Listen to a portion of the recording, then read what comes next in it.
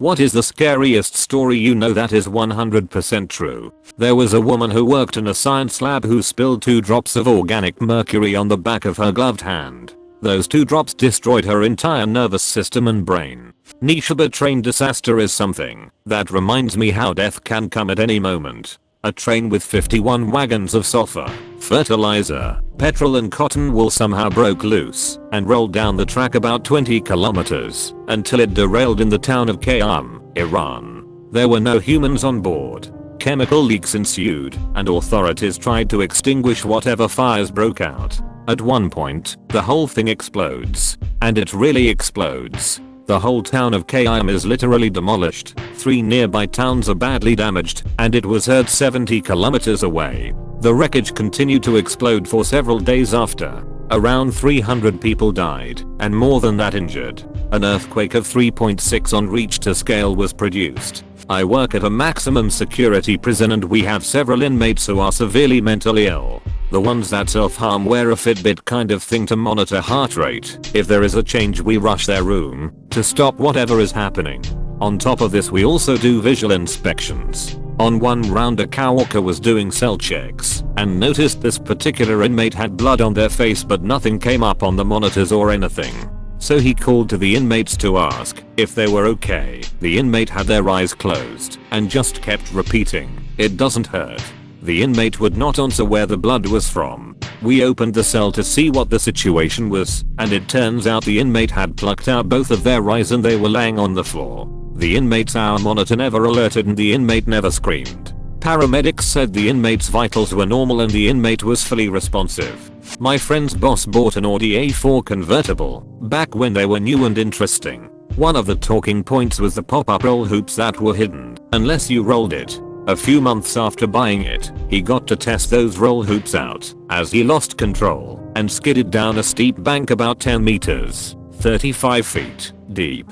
The roll hoops did their job and he survived with just cuts and scratches from the bushes he plowed through. The car ended up the right way up and he got out, walked back up the bank to the side of the road, then got on the phone to the police to report the accident. While he was standing there, a driver from a car that had seen the accident came over to speak to him. Approaching from behind, the other driver asked if he was okay. My friend's boss turned around to reply and dropped dead. His neck had been fractured, but was in one piece right up until he turned his head when it severed his spinal cord.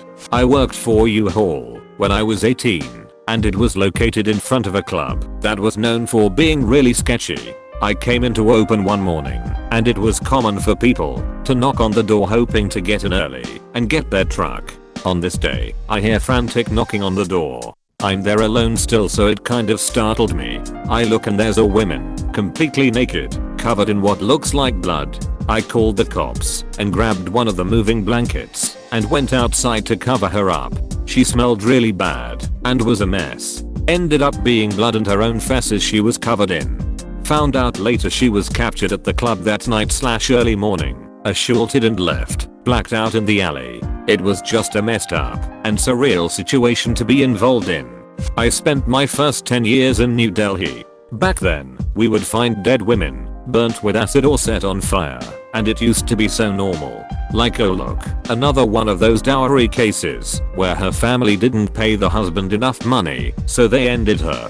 Many years later I revisited those memories and realized how insane that actually was. I'd totally forgotten about all that. When my aunt was about 16, she was working at a grocery store and had a boss in his mid-20s. One day he called the house and was begging her to sneak out and hang out with him. She was considering it because it was her boss and she didn't want to say no. My mom, who is 2 years younger than her, always gets these incredibly spot-on gut feelings. She had one that night and begged my aunt not to go out with him. Thankfully she listened to my mom and told him no, which made him really angry. He ended up going out that night and meeting another girl. He took her out to some cliffs and taped her and pushed her off. Somehow she lived through this and was able to get him sent to prison. I feel so sorry for that girl and so thankful for my mom and her gut feelings. Always trust your gut. I was in a crappy motel, the room had bed bugs, I was too exhausted to go to the front desk, I just needed to make it until the morning. I slept in the tub. Hours later I hear someone breaking through the window. I had a big knife with me and ran out into the room to find a man halfway through my window. We stared for a while at each other in shock. I think we both were scared. Then he says, "Is this your room?" I'm like, "Yes, this is my room, man." More staring, then he slowly starts backing out while cursing me for leaving my window unlocked and not expecting him to break in. Motel on what RV? Sacramento. A guy I worked with was riding his dirt bike through the woods and somebody hung a cable between two trees. My buddy caught his throat on it and saw the dude steal his dirt bike. Woke up in the hospital with a lacerated throat and a broken larynx. Pretty crazy what somebody will do for something so cheap. The story of Mary Vincent always stands out to me. In 1978, 15-year-old Mary was hitchhiking. A man named Lawrence Singleton picked her up. He brutally raped her and eventually made her get out of the car. She planned to run, but he noticed and cut both her arms off. He threw her into a ditch/ravine and left her to die. She packed her stumps with mud to stop the bleeding and spent all night crawling out. She eventually makes it to the highway and starts walking, naked and covered in blood. The first car that saw her sped away in fear. The second car was a couple on their honeymoon. They picked her up and she survived. My friend tripped and fell onto the tracks, landing his face onto the third rail. We kinda stood there in absolute shock because we thought he was dead. But then he said, "Can I move? Will I be electrocuted?" We told him to move instantly and he did. We got him off the tracks, and no less than 2 minutes later a train went zipping by. I think the third rail turned on seconds after his face came off of it. I know that's not scary to a lot of people, but to me, it was because I would have lost a close friend back when I was about 12. The case of Elizabeth Smart. She was kidnapped, repeatedly taped, psychologically tortured, and then brought around in plain sight in heavy religious garb. She had brushes with people who could have helped her, but her kidnapper claimed she wasn't allowed to speak in public or reveal her face for religious reasons. The reason she was rescued is because her sister was awake during her kidnapping and pretended to be asleep.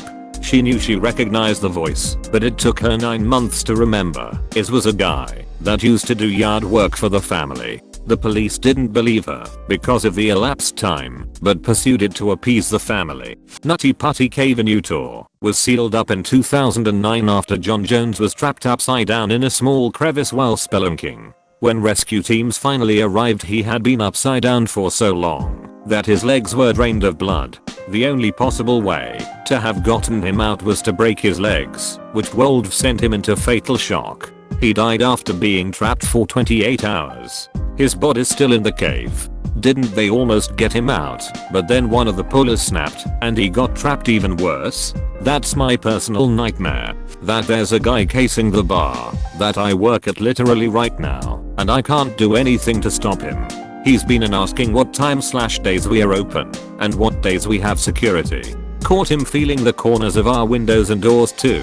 Unfortunately, until he breaks in and robs us, the police won't do a thing. I've posted this before, but mine. When I was a baby, my dad played on a softball team. Typical social team, out for beers and pizza, after with the guys, family event type thing. My parents were good friends with two of the other couples. Both of them had young kids as well. On this occasion, the other two couples had left their kids at one of their houses with a babysitter they were splitting. They invited my parents back to the house to have some more beers that night, but I was being fussy and my mom nixed the idea, though they would 100% have normally gone back to hang out. Well, it turned out my fussiness on that day saved our lives. When the other parents got back to the house, they walked in on a home invasion. Two men had broken in, tied up the kids and the babysitter and her boyfriend, and were waiting for the parents. Took the parents hostage as well, and made the dads drive with them to banks/a grocery store, where one dad was manager, and clear out accounts/a safe. They then came back to the house and slaughtered both families, the babysitter and her boyfriend, kids included. They caught the two guys later on. My dad attended the trials and said it was the first time he had ever had thoughts of supporting the death penalty. It still gives me chills to know how close we came to getting killed that day too. Edit. Wow, you guys are amazing detectives. I have been telling this story for years, and this is the first time I have been made aware that it wasn't me as a baby. It was my sister, 9 years older, born in 72. My dad has been telling me this story wrong for as long as I can remember. Sorry for the confusion, all. Thank you for watching, and subscribe if you want.